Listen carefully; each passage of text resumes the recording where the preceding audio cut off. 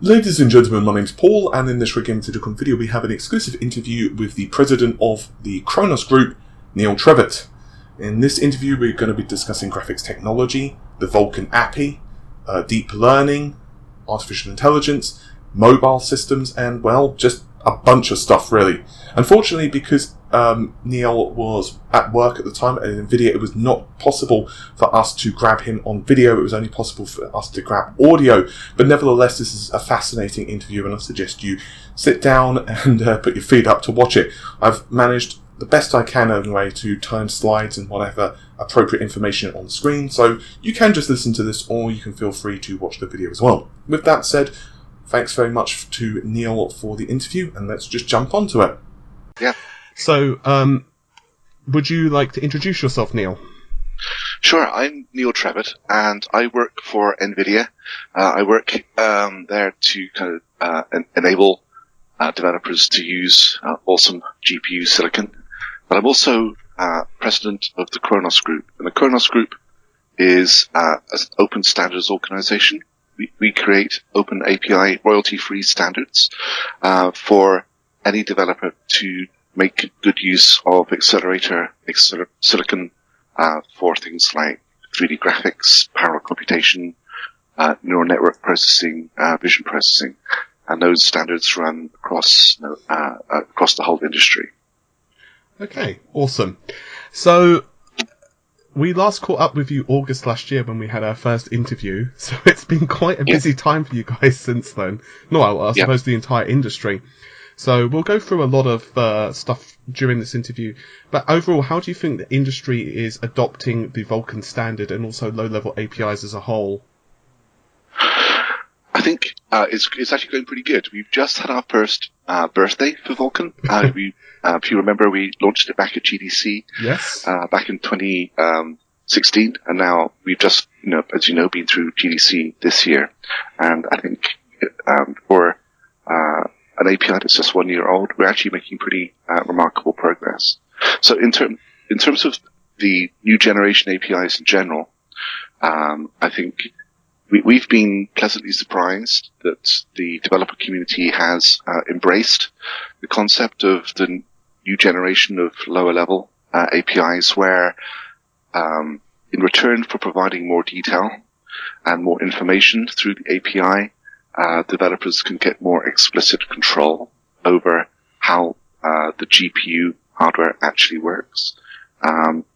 We were kind of worried that the extra level of detail that developers had to be aware of would be kind of a big barrier to people picking up these new APIs, but people really have seemed to actually embrace the kind of new level of explicit control now that they can have over their GPU hardware. Because those developers that are looking for the very best in performance, very lowest in latency for applications like VR, this new generation of APIs, it's really quite enabling, I think. And we're finding quite a wide variety of developers are picking up on this the new generation. In terms of Vulkan, we're now shipping across all of the major Windows GPUs, now shipping production Vulkan. Android 7 N is now rolling out now with Vulkan as the primary 3D API for real-time gaming applications. It's shipping on Linux. Actually, even the Switch, Nintendo Switch, has Vulkan drivers, as well as OpenGLES and proprietary 3D API drivers. So Vulkan, I think, is really fulfilling the promise of enabling next-generation 3D graphics and enabling it in a very cross-platform and pervasive way. Yeah, it was actually really cool that Nintendo are supporting the Switch, because they were obviously announced as one of the partners quite early, so obviously industry murmurs were they were going to be utilizing the Vulkan API. Is it like the primary API at the moment for the Switch, or is it like just dependent upon the developer and what they're trying to get out of the system? It's Nintendo are conformant to both Vulkan and OpenGLES, and they also have their own proprietary API. It's really up to Nintendo which one they're emphasizing. So you should talk to Nintendo about that. But I think it's going to be valuable to them to have open standard APIs, in addition to their own proprietary API. Obviously, we're hoping that will give them access to a bunch more of the ecosystem in terms of engines and apps that will be available on the platform over time. Yeah, it'd be portability basically. If you're like, for example, a small indie developer and you're creating something in Vulkan or OpenGL, it's a lot easier just to kind of port over. Yeah, exactly, and that is the cross-platform promise of a standard that isn't just tied to a single piece of hardware. I mean, it's really cool because from a journalistic perspective, obviously, to a degree, I'm kind of like an outsider, kind of looking at you guys creating all the cool stuff. And I think one of the really cool things about Vulkan, at least from my point of view, is that everyone seems to just be like kind of throwing in all the tools right now. I mean, for example, Anvil has been announced by AMD, and then Nvidia are countering that with Insight. And it's not that everyone's trying to outdo each other or do it from, malicious point of view. It's just that everyone's trying to create this new awesome standard and working together towards Vulkan. And I think it's almost, at least in my opinion, from what I know anyway, almost unprecedented, the level of innovation and feature additions and bug fixes. Would you kind of agree with that? Yeah, yes, actually, I would, because obviously OpenGL has been around a long time, and there's certainly a lot of innovation has been put into that cross-platform API too over the years. But I think Vulkan has kind of come at the right time where the industry really needed a cross-platform new generation API, and I would certainly agree that the intensity and the amount of investment in the API is coming really thick and fast. I think it's kind of this pent-up need for this new generation access to the GPU hardware that is inspiring people to invest now in tools, in engines, in layers built on top of Vulkan, because that was always one of the hopes that Vulkan is a low-level explicit API, as we were talking earlier. There's a lot of details to get your head around if you're programming with Vulkan, which can be awesome if that's what you want. But we were always hoping and expecting that there would be a layer of middleware above Vulkan, because Vulkan is so powerful and so flexible. It's a great platform for middleware and utility libraries and high-level application domain-specific middleware that really is enabling to developers that don't want to get down so low level into the gruesome details. It's really awesome to see that kind of middleware being built out and being built out so quickly.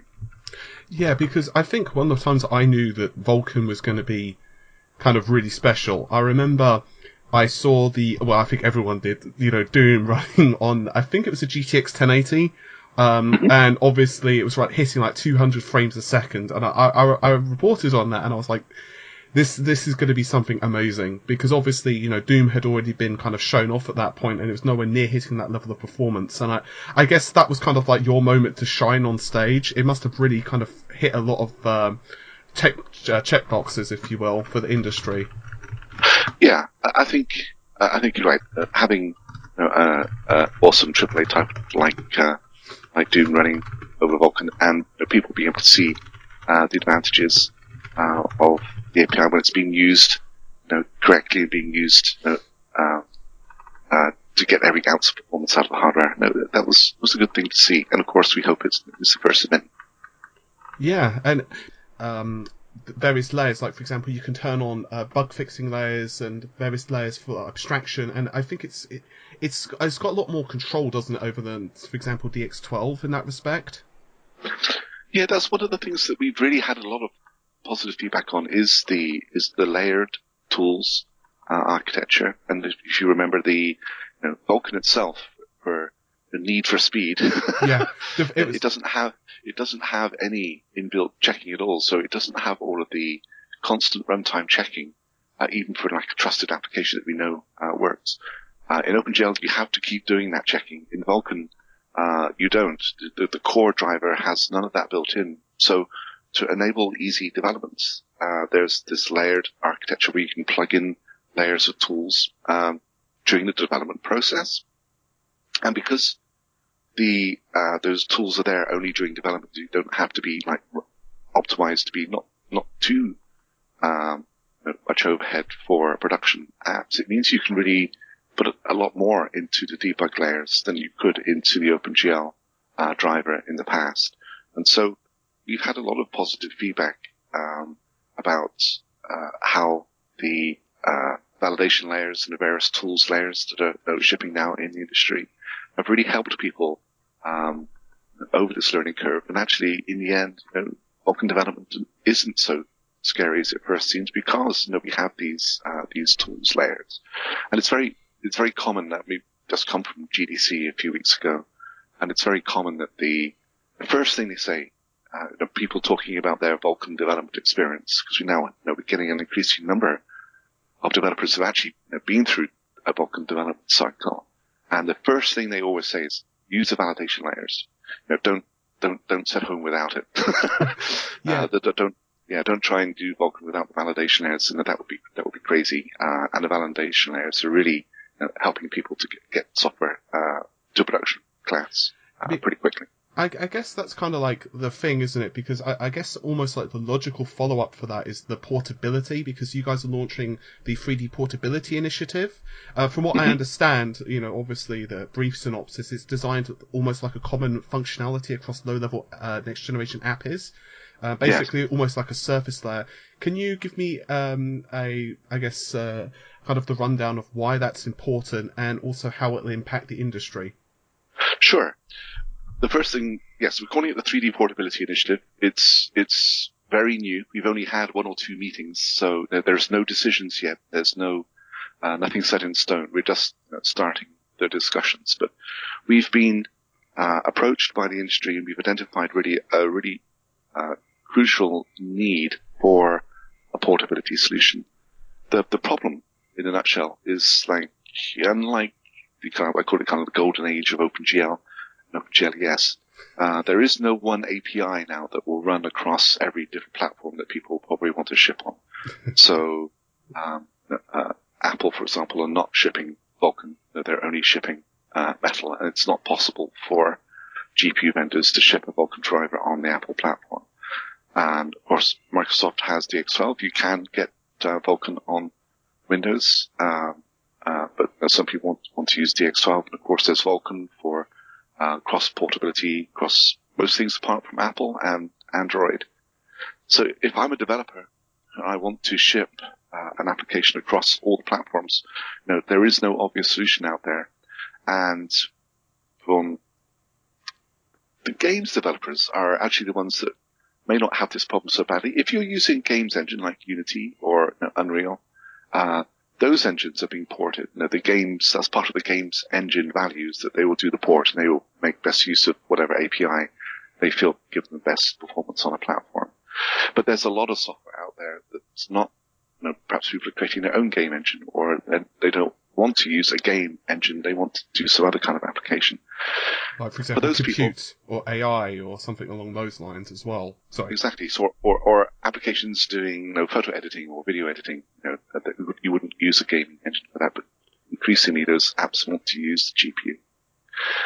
All those guys, they have a real issue now. And so the 3D Portability API is intending to come up with a solution that is designed by the industry for the industry to enable people to write 3D rendering code that uses a GPU, or compute code that uses a GPU. And that code can run with minimal changes across pretty much any platform that supports a new generation API. And for that, there's two parts of the problem. There's the different API calls on different systems, and there's different shading languages on different systems too. So the Khronos group has come together. We have a exploratory group that is really looking at how can we enable both native developers with a portability solution, but also we have the same issue with the next generation WebGL. Browsers that support WebGL are another really excellent example of software that needs to run everywhere, but wouldn't use a gaming engine per se. So the next generation of WebGL as we go beyond OpenGL ES into bringing 3D to the web developers, we need portable access to explicit level APIs too. As you know, WebGL is developed at Khronos. Yes. So the idea of this 3D portability API, there's two main customers, those native developers who need a portability solution and the browser developers who want a portable solution for bringing 3D, explicit 3D to browsers in WebGL next. That's really cool. Because I guess we should kind of go on onto GLTF. So I think it was Carmack who said it's almost the equivalent of JPEG for 3D. And I think it was 1 or 2 days ago, Chromium has also added native GLTF support, a parser. So how will this benefit developers and users, I guess? Yes, you're right. Those are pretty kind of fundamental things. We've been really happy the way that GLTF really has taken off. It's solving a real problem, and it's saving people a lot of time and pain. So to understand the importance of GLTF, it's like yes, Carmack did call it the JPEG of 3D. Imagine if we were a browser vendor or an application vendor, and there was no agreed format for images, right? So every camera would output its image pictures in a different format. Every web browser would use a different image format. Every application would use a different format. You wouldn't get applications like Facebook and Flickr. It would be literally impossible. It would be like Tower of Babel, and that would be awful. It would be. Well, that's where before GLTF, that's exactly where the 3D industry was. There have been historically a bunch of 3D formats. So you can say, well, why do you need another? It turns out that there was no 3D format that was explicitly created and designed to be for easy interchange of 3D assets, not just geometry, but a complete scene, where you have the geometry certainly, but also textures, animations, everything you need to render a complete scene, and to do it in an efficient way. Can I just stop you there? Yeah. Can I just ask you to clarify, because obviously I don't know exactly all the audience to the video. Could you just clarify what the difference is between, for example, just sending geometry or lighting data and also the scene itself? So what are the benefits of also sending the entire scene over? If you take a file form like OBJ, that's kind of like the baseline. If you take an OBJ file, if you go to like a 3D repository on the web, very often you'll find OBJ files. Say I'm trying to create an application where I want a man walking. That's part of my scene that I want to create for my users. If I get an OBJ file, I will just get the geometry, which is the shape of a humanoid. It won't tell me what the surface is meant to look like, what the clothes are, what texture the materials are in the scene, and it won't give me any animation data, which is how the guy would be running or walking. Mm-hmm. So I have like the basic shape, and I don't have anything else. So there's still a lot of work to do to actually make an interesting scene of a guy walking or running in my application. A GLTF file does contain not just the shape, the geometry, but also the description of all the materials in the scene. It can be, for example, the clothes, the hair that the guy is wearing, and the basic materials that make up the objects in the scene to give it the realism, and how they're animated, and so how they're moving, which can be anything up to, including complex animations like a person walking or running. So there's a lot more information packed into a GLTF file, and it's done in a way. The format is very easy to unpack and to use, because that's the other thing that other formats haven't. Most of the formats in existence today have been designed around authoring. So you pack a lot of complex data, but it can take a lot of processing to unpack all the geometry from existing files. GLTF has been designed. You can pretty much just lift the data that comes in a GLTF file and drop it into your application. It can be a native app. It can be a WebGL app.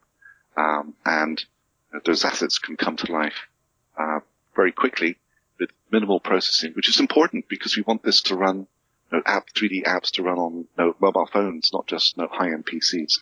So the level of processing needs to be low. Yeah. And I guess that kind of makes sense because there was recently a discussion on just switching to the mobile side of things. For example, you've got ARM and other chip manufacturers. ARM have just released a dynamic Cortex-A. Putting together the architecture, and we're going to see major improvements in big. LITTLE performance. So, for example, I guess what we're saying is that, we're getting ever increasing more powerful chips. Like they're saying that obviously it's going to have, I think it's 50 times improvement in artificial intelligence on, compared to the older generations. And obviously this is going to be a major key because that means that, for example, you're going to have to farm off less data to the cloud. So I guess where I'm going with the question is that VR and performance related tasks are going to start skyrocketing, and obviously with more efficient apps as well, such as Vulkan, which not only improve the performance but also reduce power consumption as well. Where do you think virtual reality and AR and mobile gaming and so on is going to start, taking us in the next couple of years? Well, I think you're right. I think there's a lot of innovation on all the different platform types. Actually, not just desktop but mobile. Obviously, billions of people use mobile every day, so there's a lot of incentive, as you say, to get more performance into the mobile platform at less power, so your battery doesn't go kaput every time you start doing something interesting with your phone. And these APIs and file formats are definitely a part of that. But I think you're right that the mobile platform is becoming more and more capable. And for lots of VR, and certainly with AR is coming behind VR, but certainly for AR, you have to be portable. VR, there's tethered VR, which can be close to your PC. Though people want to break that wire between even a PC and HMD, your VR display. But you are in a virtual environment with augmented reality, which is, I think, where we're headed towards fairly quickly.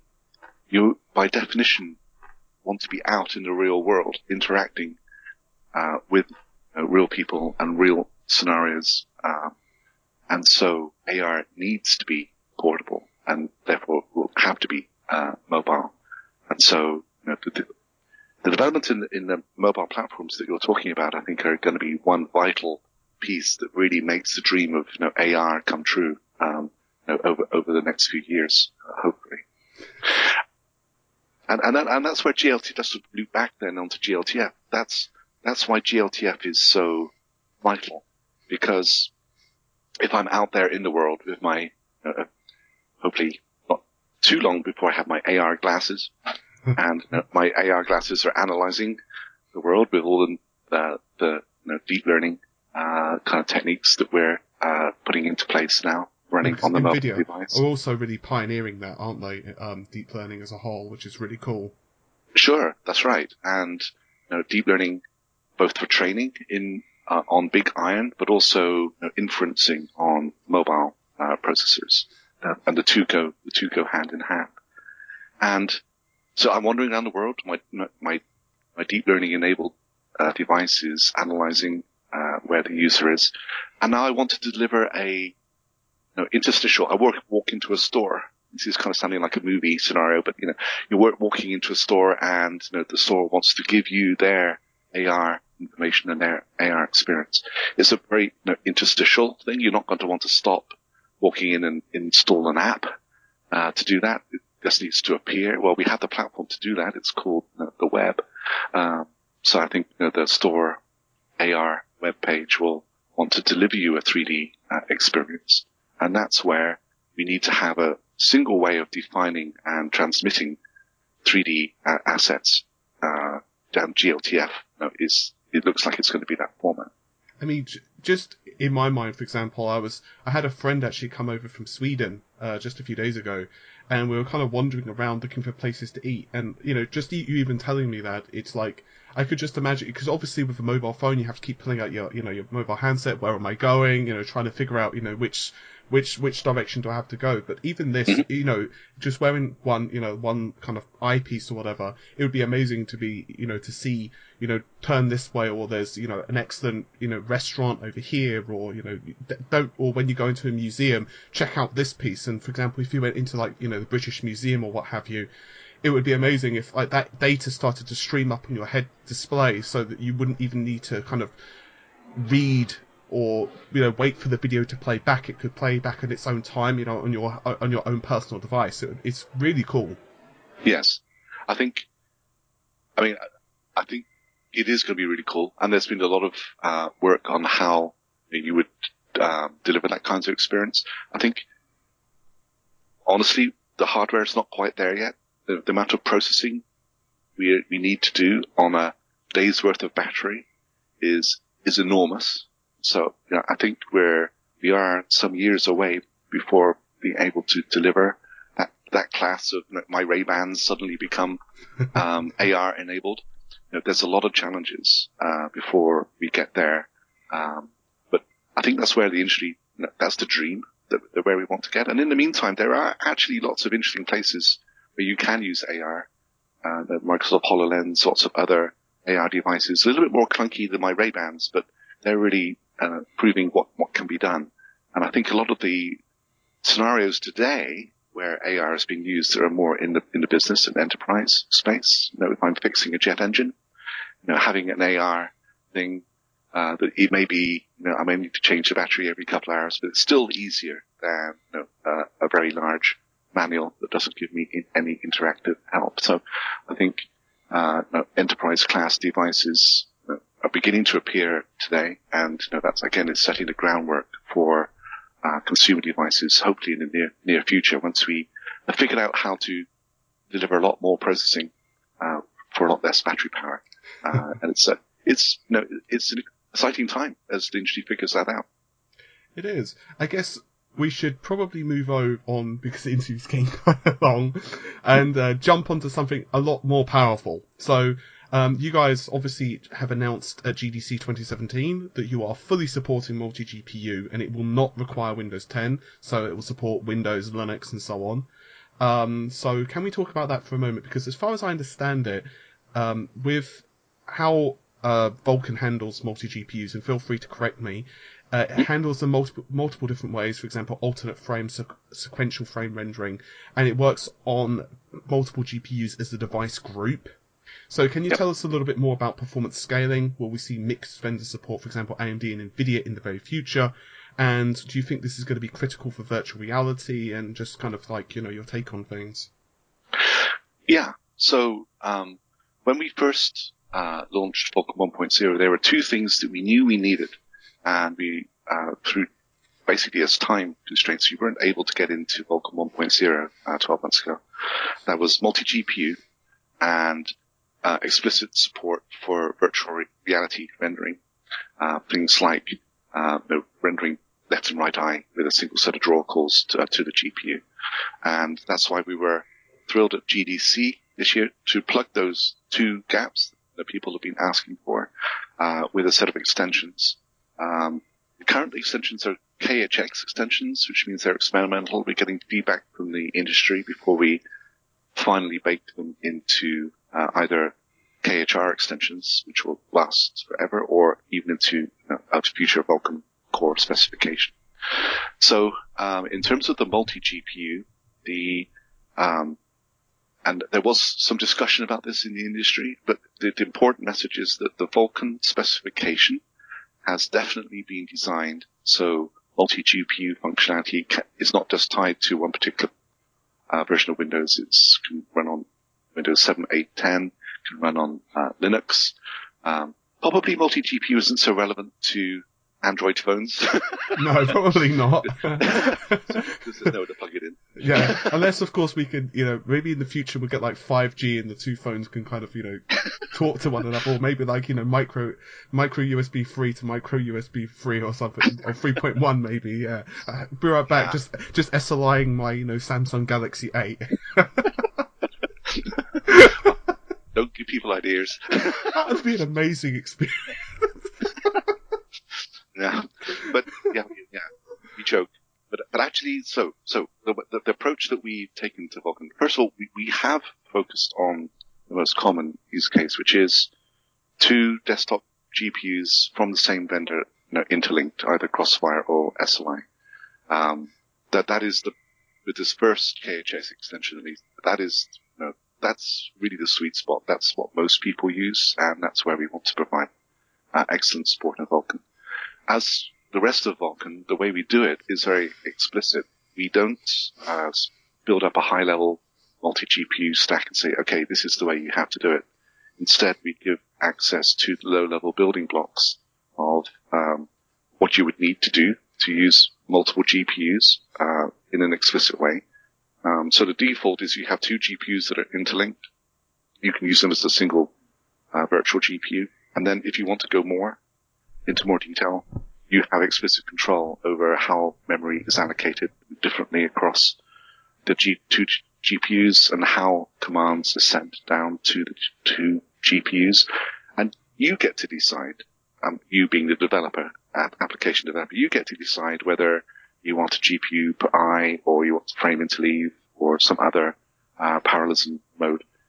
All the building blocks are there in the multi-GPU extensions to Vulkan to let you build the multi-GPU system that you want, and to do it in a pretty portable way for these interlinked systems.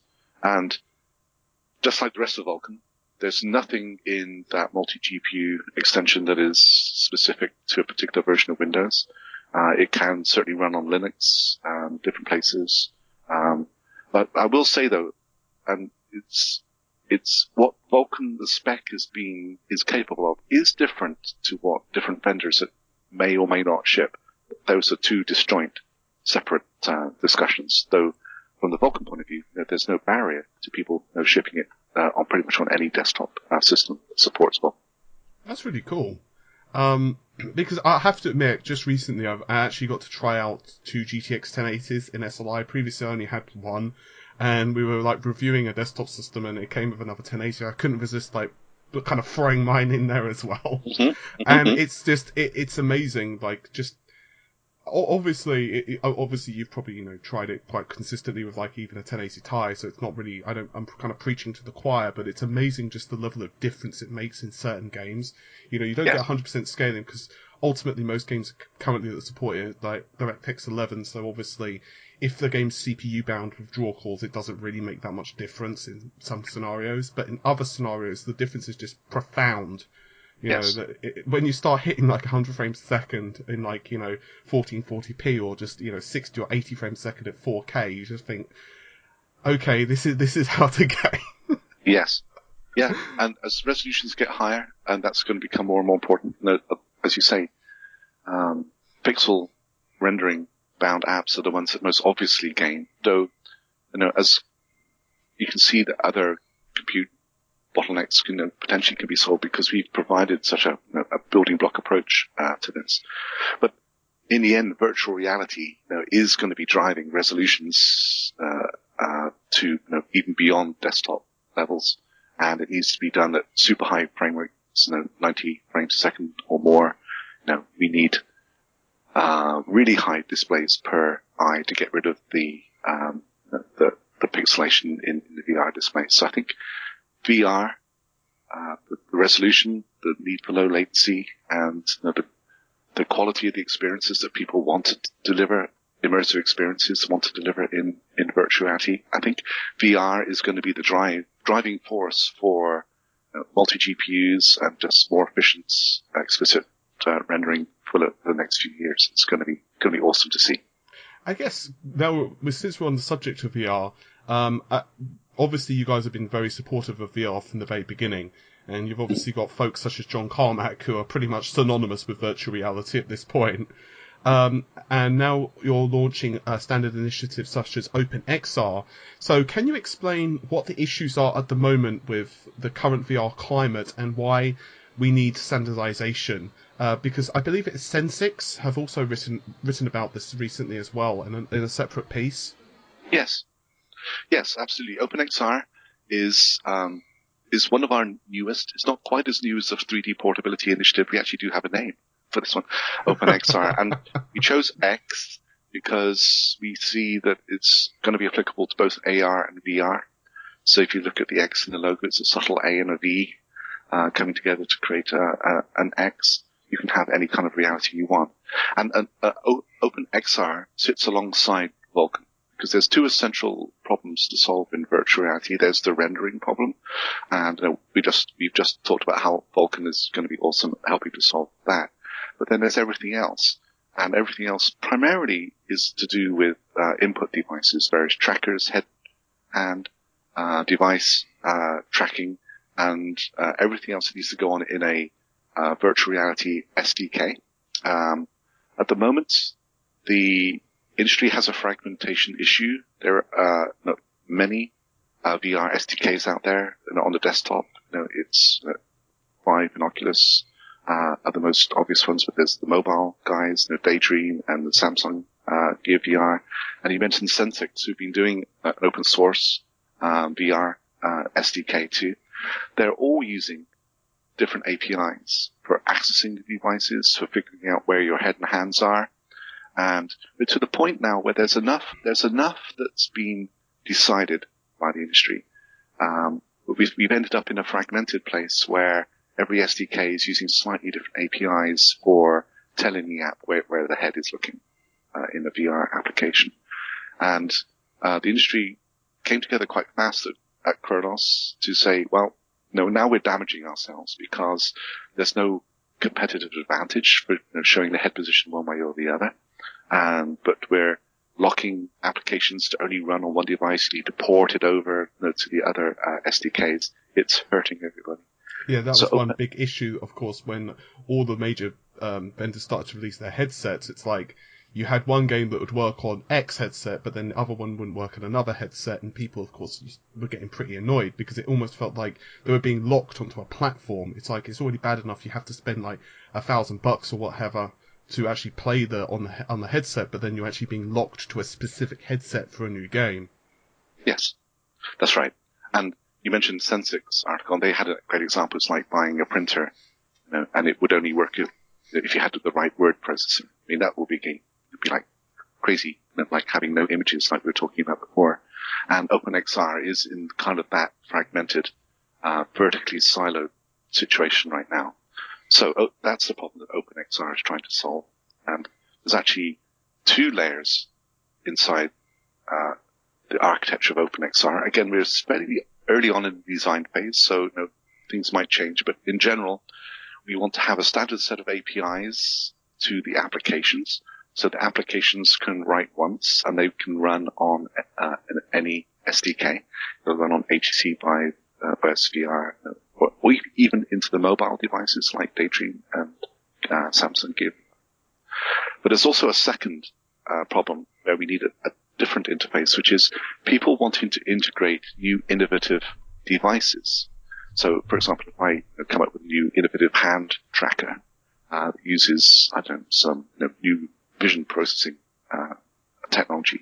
At the moment, I have quite a steep barrier to entry. I have to work with each of the VR SDKs individually, get them to support my device, integrate my driver, and that can be a big task, both for the device manufacturer and for the SDK guys who are currently getting swamped with requests to integrate lots of different innovative devices.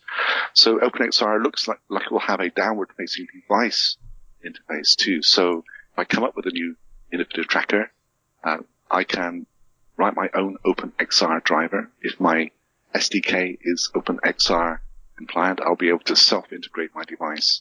And suddenly the SDK and the OpenXR applications using the SDK will be able to talk to each other because they both have used the OpenXR standard. So it means that new devices can use any app can use any device if they're OpenXR compliant, and the VR SDKs will continue to exist, of course, and they'll continue to innovate, and there'll be lots of things to compete on. But if they choose to expose the OpenXR interfaces to apps and devices, my VR SDK will get more apps and more devices, and everyone wins. That's the idea of OpenXR. Which is pretty awesome for the customer at the end of the day as well, which obviously increases the market size for everyone. Yeah, it's a win-win-win. Yeah, which is why we have now a pretty awesome set of companies that are participating in the OpenXR working group inside Khronos. It's not just the PC guys and mobile guys. Now, Sony, the PlayStation guys have now expressed their support for OpenXR. Again, developing the specification is different to people's committing to ship stuff in products. This is true. But it is the first potential step, and certainly having the diversity of the industry, PC guys, all the GPU vendors are there, Nvidia's there, AMD, Intel, Unity is there, Unreal, as well as Oculus and Valve, and the mobile guys. Having everyone around the same table really working on the solution together is the way that real standards that have an impact in the industry get made. So it's been awesome to see that group come together so quickly, because there's a recognized problem that working together we can help solve. I guess we should probably switch to the desktop firmly when it comes to performance. So obviously AMD have just released Ryzen, and we're seeing obviously now 8 cores, 16 threads become pretty much within the realms of affordability. It's like, I think it's about $330 for the Ryzen 7 1700. So the problem, of course, traditionally is that DX11, good luck, really taking more advantage than like 4 threads, really. But right. Now, obviously, we're starting to see Vulkan DirectX 12 become a lot more mainstream and multi-cores. Intel, of course, are going to probably be releasing Coffee Lake, which I believe is going to support 6 main cores and 12 threads for the desktop end of this year, possibly slipping into next. That's for the mainstream. So how long do you think it's going to be before developers really start to push 8, 12 or 16 threads to their fullest, and what type of advantage do you think it's going to bring to gaming, not just higher performance? Well, I think it's going to happen pretty quickly. From the 3D rendering point of view, the multi-threaded capability of the CPU is really unlocked by the new generation of APIs that you mentioned, DX12 or Vulkan. As you know, the older generation, certainly OpenGL, that was the one thing we couldn't solve in a clean way. That was enabling multi-threaded CPU apps to take a really good advantage of the GPU and break the CPU bottlenecks, as well as being a great GPU API. So I think we have the pieces in place. Vulkan is going to enable innovation around how multiple GPUs are used in gaming apps. I think but multi-threading is not trivial. It's not going to happen overnight. There's actually quite a lot of care and attention you need to create any multi-threaded app, particularly if it's real time. So it's not having the APIs and the tools is step one. Now we can get on to step two, how we're actually going to use this effectively. I think you're going to see lots of innovation over the next few years as to how we best use these CPU cores.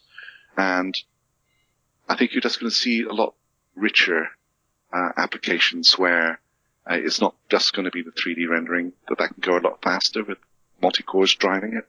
It's going to be how the user interacts with the application using things like neural network technology, because you're going to be able to have smarter engines, smarter AI in the game, perhaps using sensors in the device. Perhaps there'll be more games with vision processing, because you're the combination of a multi-threaded CPU and a GPU on a desktop. Suddenly now you have the flexibility and as well as the raw horsepower to make use of more external sensors as well as more intelligence built into the game itself, understanding the user, understanding the environment. And it's really, you can see if that begins to start, then the worlds of VR and AR and desktop gaming kind of begin to blur a little bit, where you're not just a user sitting in front of a dumb screen. You're beginning to be more immersed into an environment where the application is beginning to understand more around the context that it's operating. I think one of the cool things as well is that obviously you've seen the real push towards FP32 and FP16, which is obviously full and half precision, just to clarify to the audience.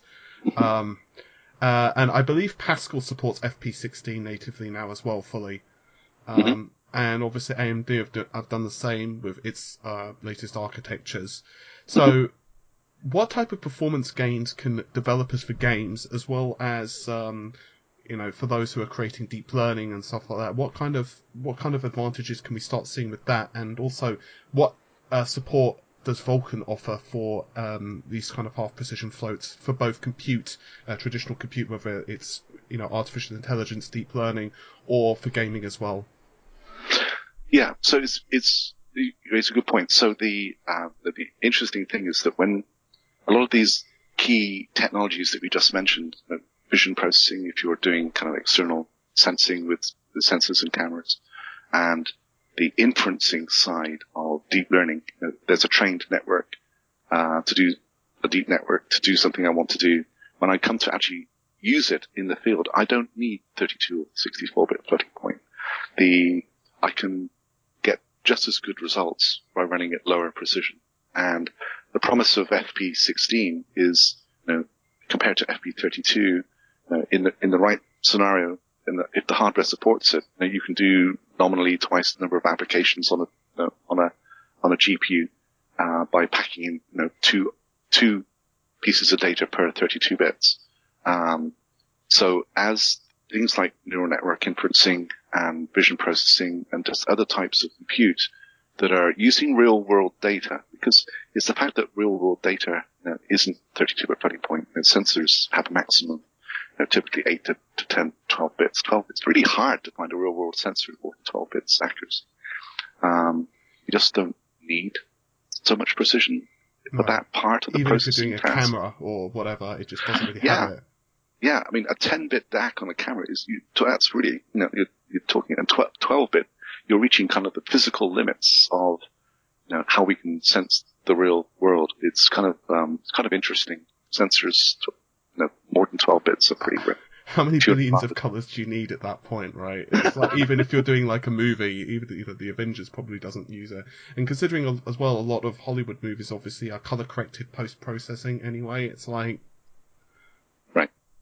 Well, yeah, input data is different to output rendered, because of course you can have, with HDR, there's a big color palette you want for the latest HDR rich rendered scenes, and we're talking per channel you can have 10 or 12 bits. Yeah.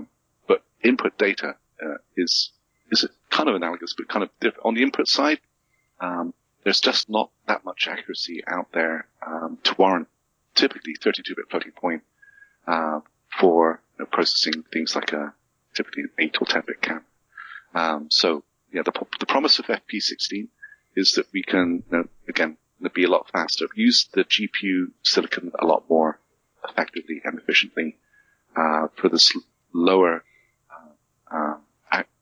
precision operations that we need to do. APIs like OpenCL have had 16-bit floating point support for a long time, and actually that was one of the other extensions that we're working on with Vulkan, is to bring FP16 support to the Vulkan API.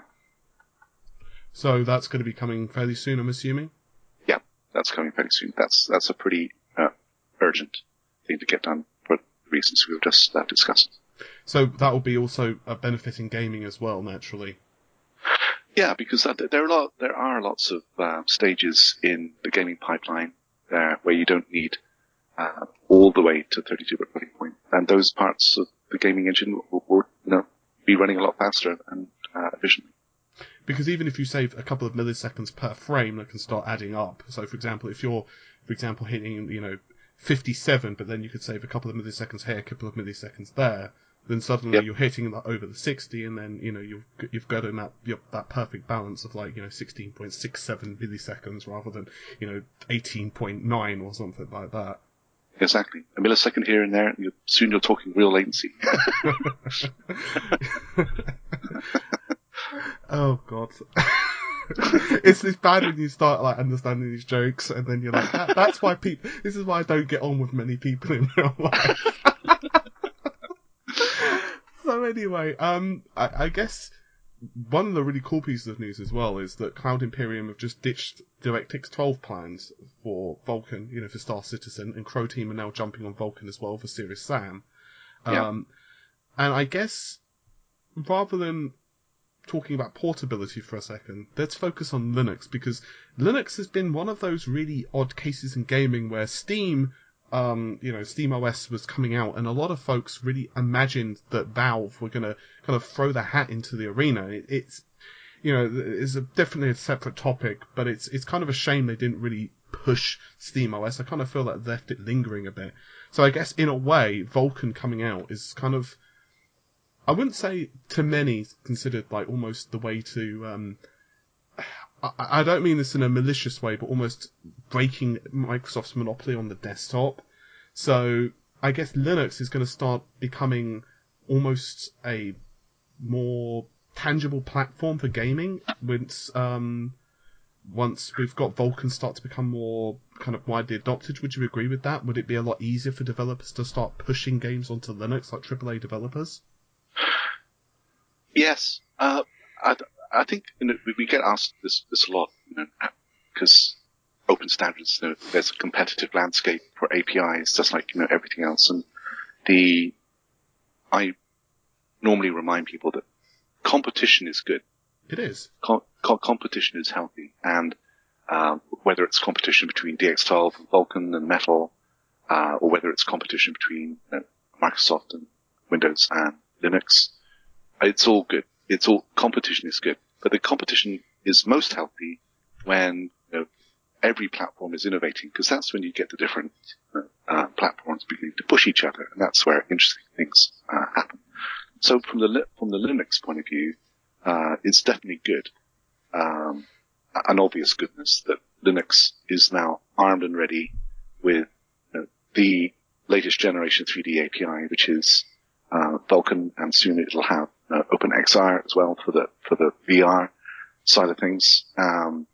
It can only help Linux, and that again is good competition is healthy. It's good for end users, and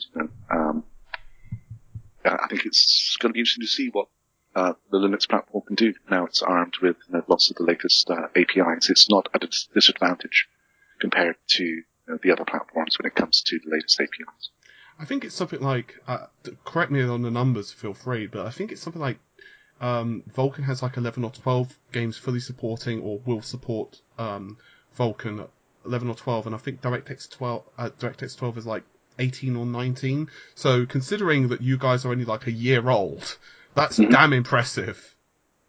Yeah, that's from Wikipedia, which is obviously the font of all knowledge. But no, actually, the Wikipedia. I got that from a press release. I have.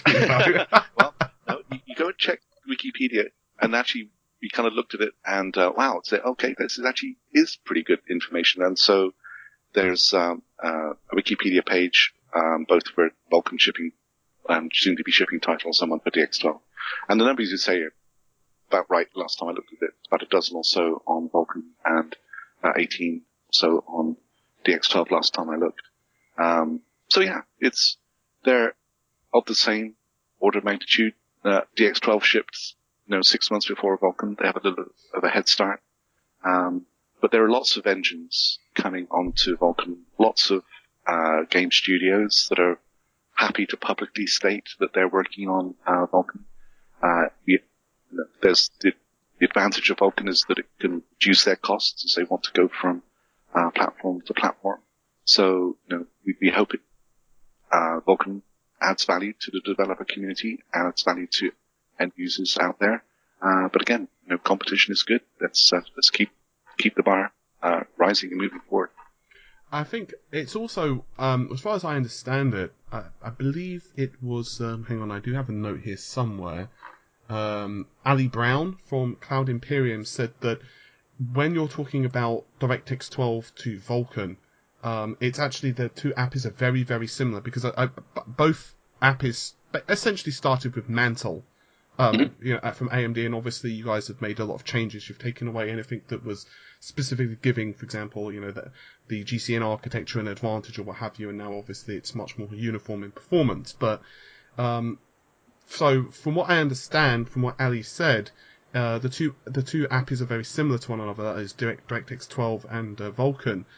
But it's primarily the rendering pipeline that's a bit different, and also the fact that obviously Vulkan doesn't have as many layers. It's a lot more kind of clean in that respect. Would you agree with that? And I guess it kind of allows developers to really, if they've, for example, 6 months ago said, okay, we're going to work with DX12, and now the developer started to create an engine that's like DirectX 12 compliant, and then said we're going to ditch that and instead focus just as Star Citizen is now doing and focusing on Vulkan. Is that something that's quite easy for developers? Yeah, I think if you look at the three new generation APIs, there's DirectX 12, there's Vulkan, and there's Metal. DirectX 12 and Vulkan are extremely similar.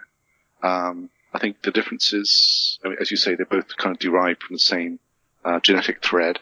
The difference is that Vulkan has a little bit more functionality because it has to address a wider diversity of platforms, most notably mobile. So things like render passes and stuff that have been added to Vulkan and provide portability across a broader range of different types of architectures means that Vulkan has a little bit more functionality to enable developers to do that effectively. But in terms, if you're writing a DX12 app or engine, it's not that big a job to move on to DX12 and vice versa. Metal is like I call it like a halfway house to a new generation API, which is good and bad. It retains more of the OpenGL model. It folds some OpenCL in there as well for the compute side of things, which makes it more familiar to developers, which can be a good thing. But it doesn't lay the GPU explicitly open like DX12 or Vulkan does. So typically you would leave. There's a trade-off between usability and familiarity and the ultimate in performance that Vulkan and DX12 are giving.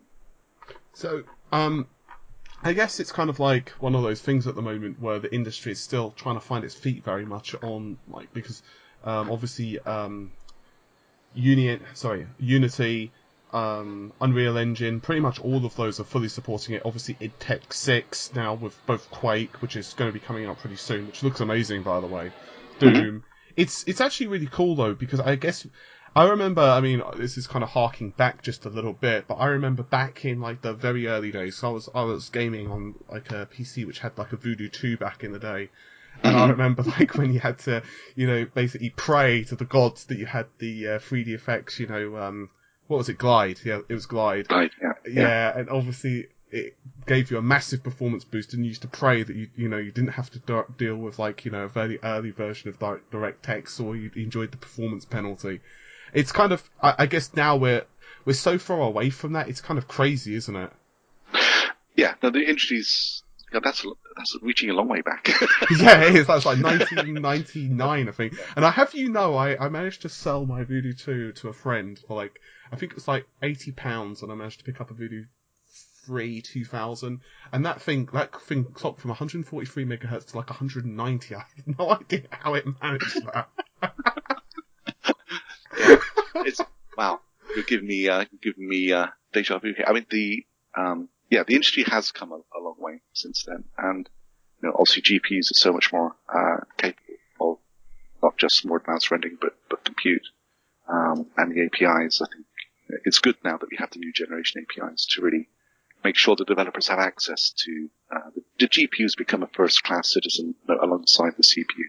It's no longer just a peripheral. In many ways, it's the heart of any modern application. It's good that we have the APIs to really let developers take full of that. Hello? Yep. Oh, sorry, you just cut out just for a moment. So I was a bit concerned just for a second. I was like, oh dear, we've lost you, but no, you're still there. Okay. So I think that's about it for the interview because obviously it's already about an hour and 2 or 3 minutes long. So I don't want to keep all of your day because obviously you do have a day job. Oh no, I've got my day job. But yeah, it's been really great talking to you. So perhaps we can speak again sometime. I would love it. Yes, absolutely. I think over the next few months, there's lots of interesting things happening on the API front. I would actually, I would also really like to have an interview specifically about Nvidia. Would love to do that. Let's set a date. Okay, all right. I'm going to let you jump off so that you can get on with your day. But thank you very much, Neil, for the interview. It's been highly appreciated. That's great. This is great to talk to you again, Paul. Thanks. You take care of yourself, Neil. Bye. All right, thanks. Okay.